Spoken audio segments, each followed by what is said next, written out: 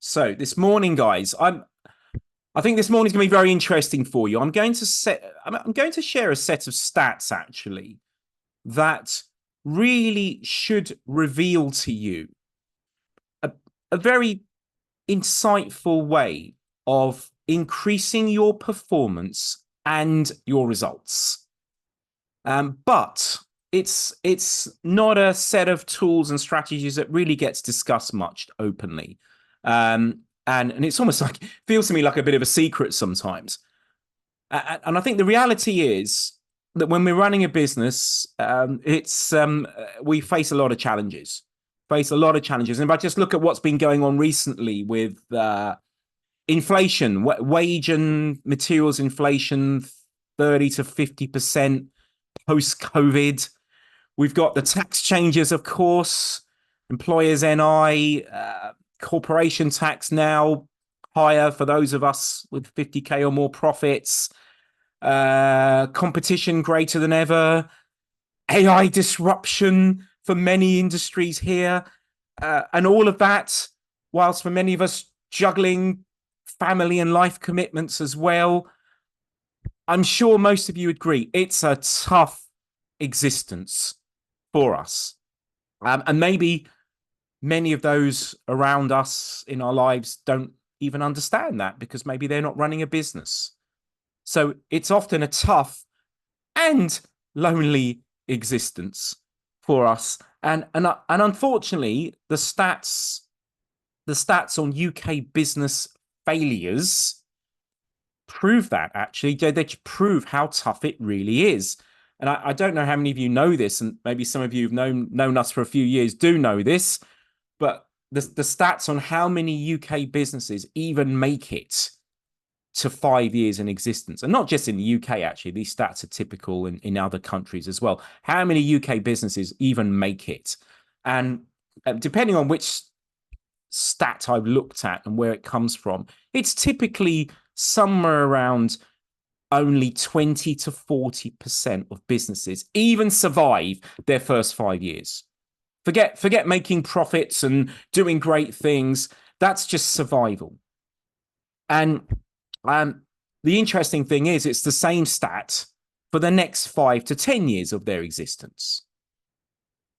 So if you actually look statistically at this deal of running a business, the statistical chance of actually even surviving to 10 years is pretty low.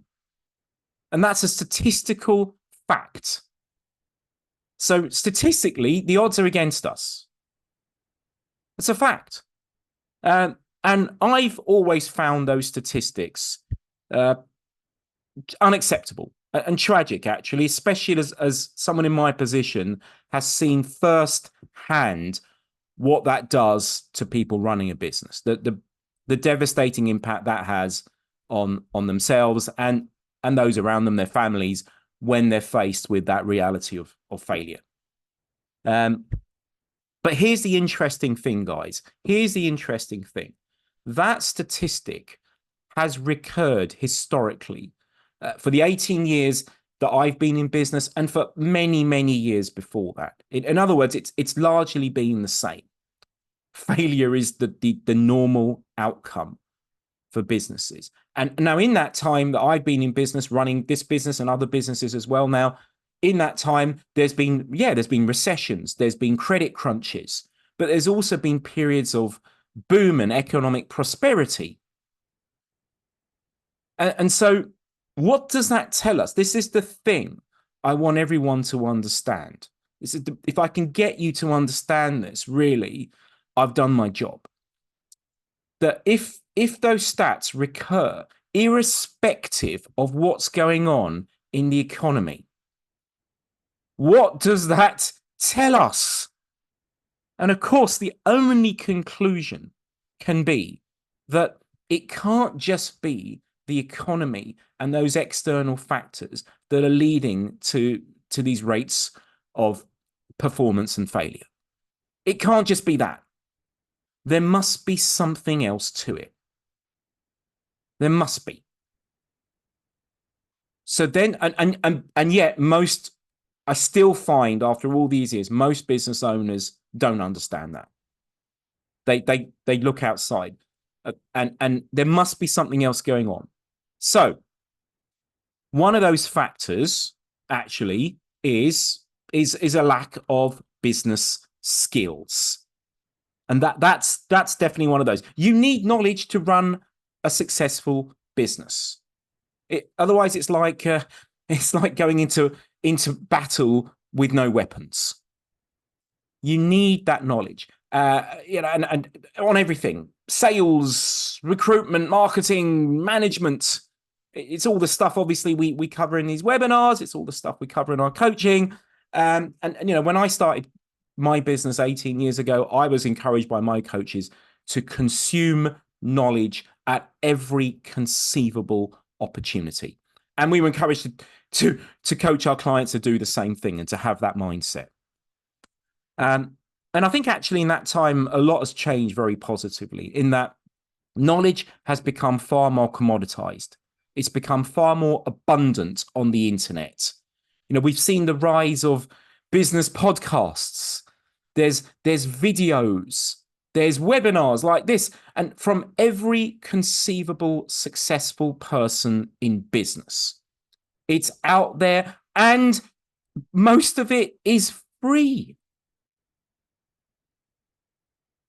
What a gift. What a gift. Now, of course, sitting there consuming knowledge without actually applying it, of course, is futile. It's a waste of time.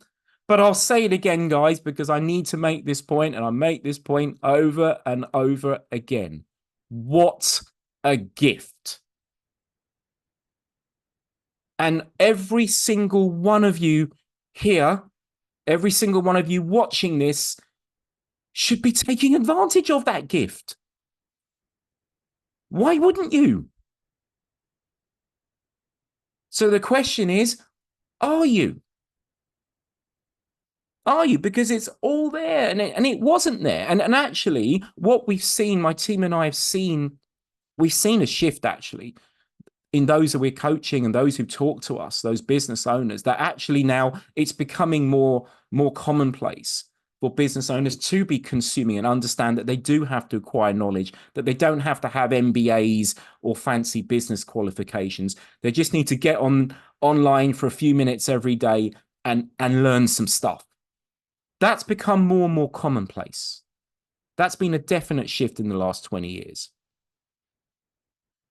And yet, those rates of failure still persist. Tragically, those rates of failure are still there. So it can't be the economy, because we've seen those stats are consistent, irrespective of whether the economy goes up or whether it goes down. It can't be the economy. Lack of business skills and knowledge can't be the excuse, because it's abundant, it's free, it's in our face if we choose to consume it. So it can't be either of those two factors. And my primary goal today is to help you understand. I'm hoping that the penny has dropped here. I'm hoping that the penny's dropped. So if it's not those two factors, what on earth is it that's leading to these stats on failure? And I've done now, in 18 years, I've worked out, actually, I've done somewhere between 12 and 13,000 hours of coaching personally. Yeah, it's I should feel very tired. One day I will, I'm sure. But that's a lot of coaching. It's about an average of 15 hours a week. It's a lot more now. It used to be a lot less, but yeah, it's about 13,000 hours. Now, what that's given me is a pretty unique insight, actually, into the difference between those business owners that fly and those that struggle and ultimately fail. And actually, it's become very, very obvious to me what's really going on. It becomes clearly obvious when you've had 13,000 hours of it. What is it? I can summarize it in one slide. Performance equals potential minus interference. What on earth does that mean? What on earth does that mean? So, human potential, your potential is considerable. And we look at what human beings have done historically and the incredible things that they've achieved. Our potential is significant. It's large. But you might be sitting here thinking, my potential is huge, but my performance doesn't reflect that potential. There's a gap between my performance and my potential. There's a gap. Why is there a gap? What's holding me back? And that's that word interference. Interference. Now, what is interference? What is that? Now, I've explained the fact that the performance failures can't just be down to external factors like the economy and the competition and all that other stuff. Yes, that plays a part. I'm not saying that's not relevant, but it's not the biggest factor that I've seen by a long way. Because I've seen those in competitive, struggling sectors fail, and I've seen others in the same sectors fly, with all the factors around them the same. Some flew, some crashed. And what the biggest reason is the interference. Interference is internal. It's what's going on in here. That's the biggest factor I've seen hold people's performance back. And yes, I talked about the importance of business skills. Of course, you absolutely need to be consuming that knowledge. It's a gift. Do I need to say it again? Yes, I do. It's a gift. You need that. That's a given for me now. It's a commodity. You should be doing that anyway. But it's not the key to succeeding. If it was, every person who's got an MBA should be crushing it. They're not. It's not enough. It gets you in the game. It's not enough to succeed. It's what's going on in here. Now, the simplest way I can find to explain what on earth this interference concept is I'm going to use a very, very simple example from me personally. Thoughts, action, results. So every thought that we have leads us to take a certain action, which will lead to a certain result, whether it's the result we want or a detrimental negative result. I'll give you a simple example that every one of you can understand. On my whiteboard, I've got a few words written on my whiteboard. I've got some goals, but I've also got some words there. And one of the words I've got there written in red, and it's been there for about 10 years now. Sugar equals poison. So I've programmed myself to realize that every time I see a cake or a dessert, historically, I was brought up to have a dessert after every meal until I realized that was starting to affect my health. And so I decided to change the narrative around desserts and sugar. Sugar is poison. So every time I'm tempted to have that cake or that third piece of chocolate, I remind myself of that. It doesn't always work, but by and large, what it's resulted in is me consuming less sugar over the last 10 years and the impacts that's had on my health and well-being, because I chose to change my thinking. It's a simple example I can give you. Now, we all have this thinking. And when we're looking at how we're going to improve our performance and results, and I know all of you are ambitious people. We know many of you, of course. We know that many of you are ambitious. You want to perform, you want to succeed. And it means that you have to do things that maybe are different, uncomfortable, new. And as human beings, of course, we are programmed to stay within our comfort zones. We are creatures of habit. We like comfort. We also, most of us know this concept that we have to do stuff that's uncomfortable to move forward, especially in the business world, which changes and has been changing faster than ever. And it will continue to. Change is just part of the deal, guys. And so being uncomfortable is part and parcel of a business owner's existence. And I think most people get that. The question is, do you take action even when there's stuff that's uncomfortable for you? Are you actually doing the things that are uncomfortable? Many times the answer to that is no. Why? Why? When you know there's stuff you should be doing, you're not taking action. It's a simple answer. In many cases, at least, there's a simple answer. And it's this word here. It's scary. It's scary. Now, I just want to, this, as I said, it's these internal factors. And a lot of these fears are going through, in fact, let me say that differently. Fears are going through everyone's head. It's a normal human condition. It's normal. It's not just you. It's not just you. And we have an acronym for fear, FEAR, false expectations appearing real. In other words, it's that fear is not necessarily going to happen. You're not going to lose that customer or that client just because you didn't get back to their email immediately. It's unlikely to happen. And yet it feels real. It feels scary. And what I want to say to you is just to help you understand what's really going on when you have those fears. 3 things. Number 1, first of all, everyone has them. Go and read the autobiography of the most successful people on the planet. They all talk about things that terrified them. But they did it anyway.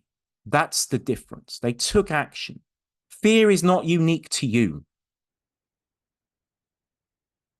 Everyone has them. It's a normal human condition.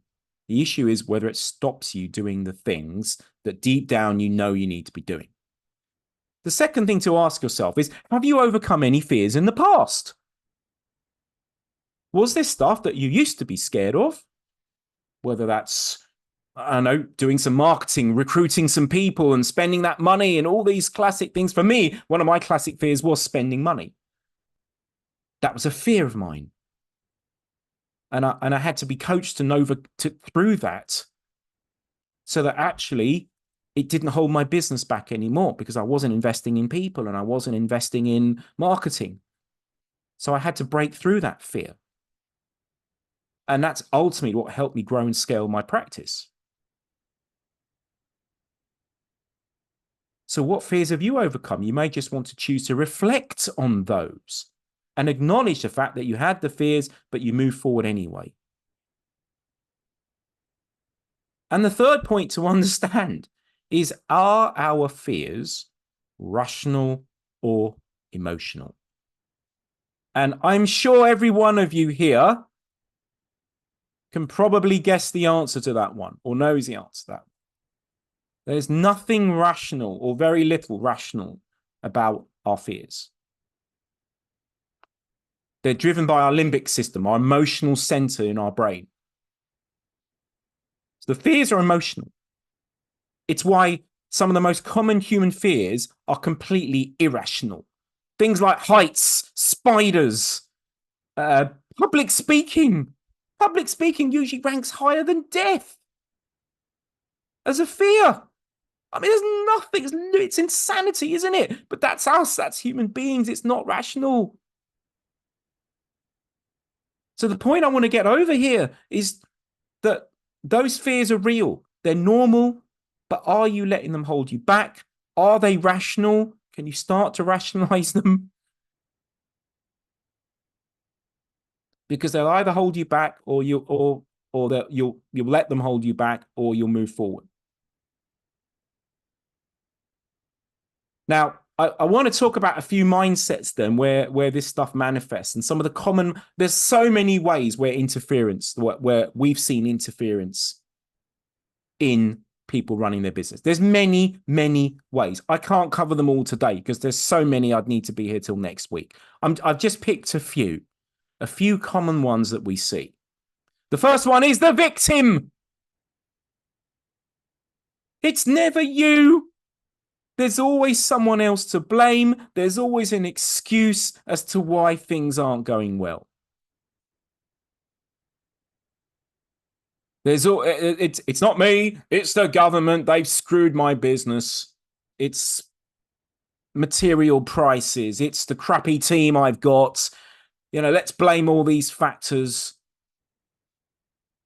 It's never you. And let me give you an example of this. There's an example I remember from many, many years ago, actually. I had a chap sat in one of our coaching sessions, Pete Owen. Pete runs Rat Race Cycles. They're a cycle shop down in Nunhead Peckham area of London. And I remember him saying this to me. He said, this was back in around 2018 when he started coaching with us. He said, Prague, I'm on this forum for UK bike shop owners. They sell bikes and do repairs. And he said, every bike shop owner was moaning about how difficult it was to run a bike shop and to actually make any money. They were all colluding and saying the same thing. Oh, this industry's terrible. It's not worth it. Now, what was the result of that? The result was, he said, loads and loads of people quit. He said it was so negative. He said, Prague, I didn't want to be one of those people that just blames the industry. I wanted to be one of those people that took responsibility and did something about it. Now, the interesting thing was, about a year later, COVID happened. And what happened to Pete's business because of COVID? Obviously, COVID actually threw a massive opportunity at his industry. And he said, what had most people done in his industry? They'd quit. Instead of looking at how they could be better, they ran away. His business didn't do that. He's still there now. Hello, Pete, by the way, wherever you are, but good to see your progress. But it's just interesting. And we see those mindsets a lot in certain industries, especially if you're one of those people that tends to gravitate to people in your industry. We see that a lot. Oh, people don't want to pay our fees. The industry's screwed. It's really tough. The government don't want to help, and the clients don't want to pay the fees. We see that a lot, and it's that victim mindset. And it serves no one, because it stops you looking at what you could do to improve and be better.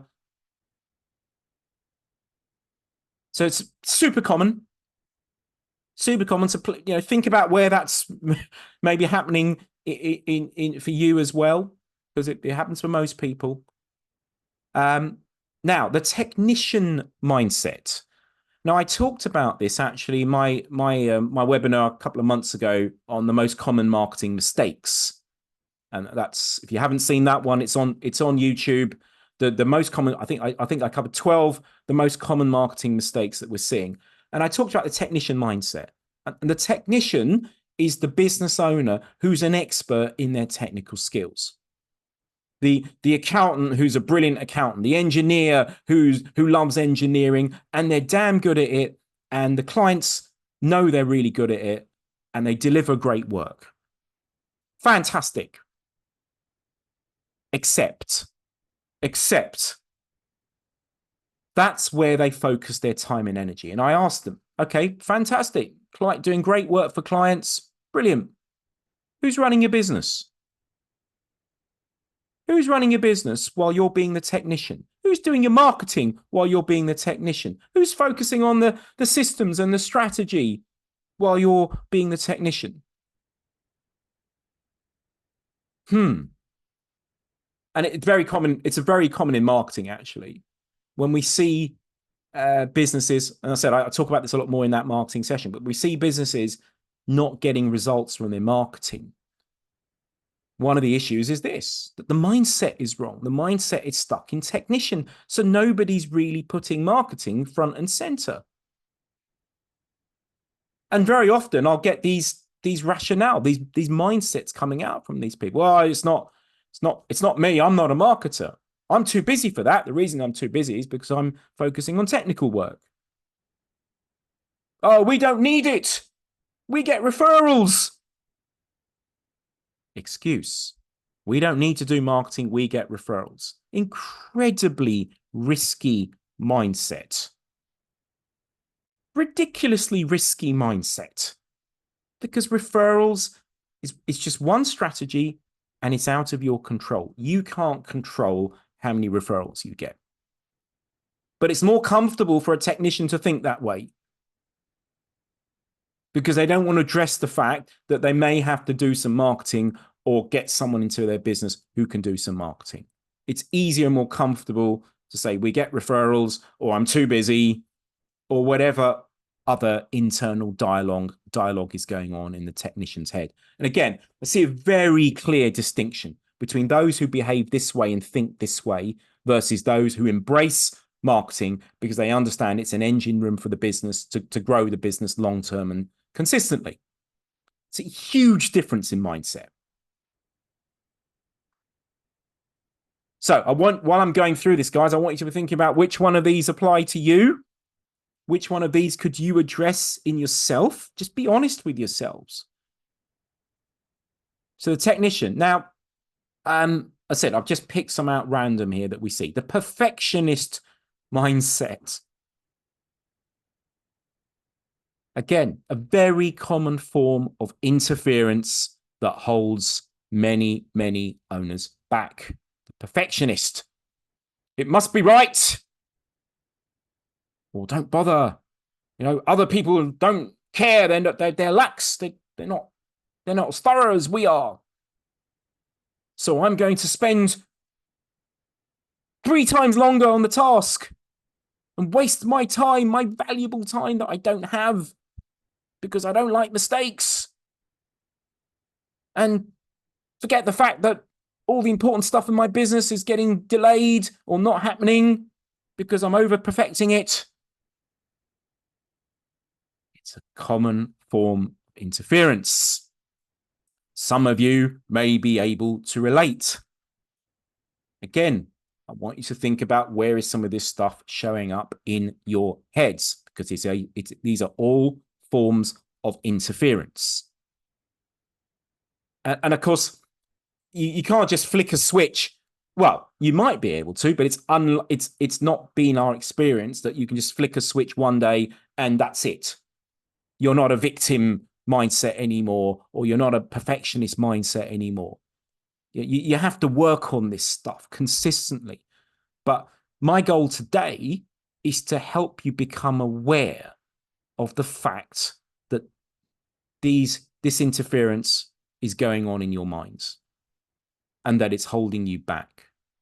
Because most people are simply not even consciously aware that this is happening. And if you're not aware, you're just pressing repeat every day. And it's Einstein's definition of insanity, isn't it? You keep doing the same thing every day. You keep working ridiculously hard. I know many of you are. You keep flogging it, and hoping for a different result. When the thing you haven't addressed is what on earth's going on in there. Most people aren't aware of what's going on in there, so they can never do anything about it.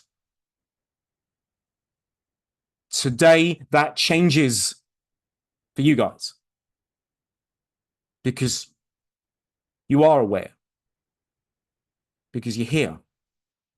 Choose to be aware. Now, another mindset. Failure. You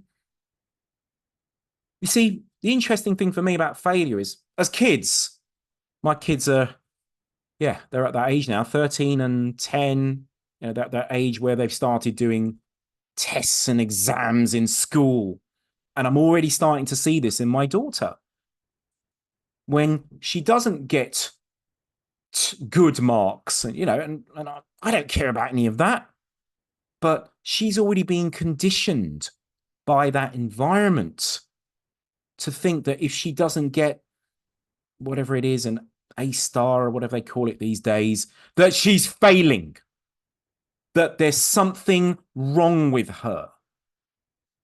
And of course, we're coaching her to look at that victim mindset and go, okay, but how can you be better? How can you study more effectively? How can you be more focused? How can you learn? We're trying to coach away from this. But this is so common. It was the mindset that I had when I was at school as well. And especially if parents endorse it as well, that failing is a bad thing. Again, if you go back to the learning I was talking about earlier and study what all of the most successful entrepreneurs talk about, they talk about the opposite of this. That actually failure was part of their journey to success. And yet,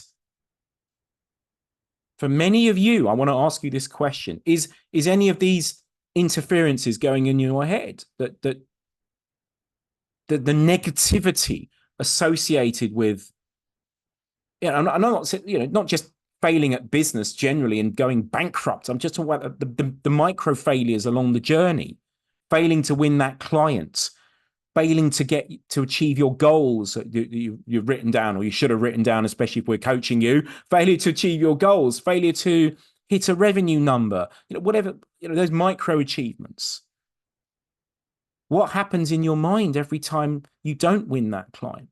Are you beating yourself up? Is there some of this stuff going on?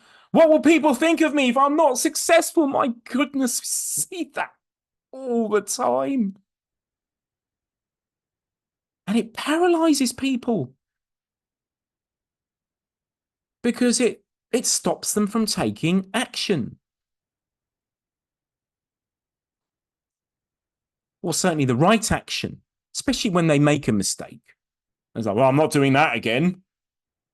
I'm not going to bother to hire anyone else now because that last person was awful. Victim. Excuse. Who hired them? How good was your recruitment process? But yeah, let's blame the recruit, and let's not do it again because you now consider yourself a failure and you're not going to make that mistake again. Lunacy. And what the most successful people in business have shown us is that failure is just part of the journey, as long as we learn from it. So yeah, no one wants to fail and lose money and keep losing money until we go broke. Yeah, of course, none of us want to do that. Failure hurts. I've been there. You've all been there. We've all screwed things up. But are you learning from the failure? Are you going back to that victim mindset and blaming the client didn't understand why they should go with us? No, it's not the client. Are you going back to ownership, accountability, and responsibility and saying, well, okay, what can I learn from this? How can I be better? What systems improvement could we make? What do I need to learn? What could we do differently from that we reflect on from that failure? Because that's what high performers do. You go and look at any high performing sports team or athlete, that's exactly what they're doing. That's why they have coaches to help them reflect on performance and performance data and understand what they can improve and change to be better. It's a constant growth mindset. And of course, they're going to fail along the way. And in fact, here are some famous examples of very, very famous people who failed miserably along the journey. Steve Jobs got sacked from Apple. We all know that story. Oprah was told she wasn't a fit for TV. Look at it. Beatles didn't get a contract with Decca. Michael Jordan. The great thing about Michael Jordan is all his mindset. It's all in his Nike ads. Just go on YouTube. Go and watch his Nike ad from the early 90s. It's 30-second. It's a brilliant ad. And it's the one that, you know, he talks about all the failures he'd had in his life. And at the end of it, he goes, I failed over and over again, in a much deeper voice. I failed over and over again. And that is why I succeed. What a mindset. I failed over and over again. And that is why I succeed. Because you keep learning from that. So yeah, it's painful. And yeah, sometimes that failure costs money. But if we use that as an experience to grow and learn, there's proof here that failure is part of the journey. So is that mindset showing up for you? Is that something you need to address? Because that's, you know, why are we here as coaches? Because this is my vision from years and years and years ago. It's still there now. Empower you, business owners, to achieve your dreams. What's stopping you doing that? In my 13,000 hours of experience, interference, the biggest factor. It's the biggest factor, not the only one, but for me, it's the biggest one. So we want you to achieve your dreams. But to do that, you have to address the uncomfortable reality of what might be going on in here that's holding you back. So I'm going to make a little recommendation for all of you. I'm going to make a little recommendation. You know, it's brilliant you're here. We've got some old familiar faces. We've got some new faces. I hope you've been taking notes. Brilliant you're here. But as ever, I want you to do something with this, especially on something that I am advocating will have a significant impact on your future results. So I want you to honestly consider, what are the tasks that you've been putting off or not doing that deep down you know are going to help you, that are going to give you a good chance? Yes, you might fail, you might screw it up a few times, but you know ultimately you should be doing it, but you haven't. And maybe you've come up with all the excuses for not doing it. But maybe the real reason is the internal dialogue that's going on in here, your mindset. And it could be related to any of the things I've just mentioned. It could be other forms of interference. I mean, I haven't even talked about some of the self-limiting beliefs that many people have about themselves, their background, their upbringing, their family, their, you know, whatever. But that's the thing I want you to honestly assess in yourself. And if you can literally sit down with a piece of paper now and just brain dump, what are those tasks? And maybe what's the interference that stopped you doing it? That would be an insight that, I don't know, what less than 1% of people ever have. Probably less.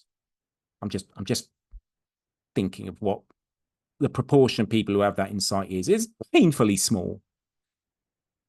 That would be a high value exercise. Yes, you know, I'm going to finish now. You can go off, go and do your emails and do whatever busy stuff you want to do. Or you can spend a lousy 5 minutes doing this. 5 minutes that actually might make a material impact in your life, in your future life. That's my challenge. That's my challenge. Some of you will do it. Paul's thumbs up. Some of you will do it. Some of you won't. It's your choice. It's your choice. I will do it. Paul will do it. You heard it, guys. Paul's going to do it. Yeah. And I've been on the Tony Robbins course. All right. Been on a Right? Tony Robbins course for the last 3 days last week, and you were just the person I needed to listen to next. Thank you. Brilliant. Well, thank you for putting me in the same Yeah, light as Tony Robbins, Paul. Um, but yeah, if you want to talk about what you've come up with or what's gone off in your minds today, of course, as ever, you can contact me on the email. You can contact me on LinkedIn. But whatever you do something. Be like Paul. Take some action, and we'll have a webinar next month where I'll look at something very different. But the worst thing you can do from today, as ever, is to do nothing.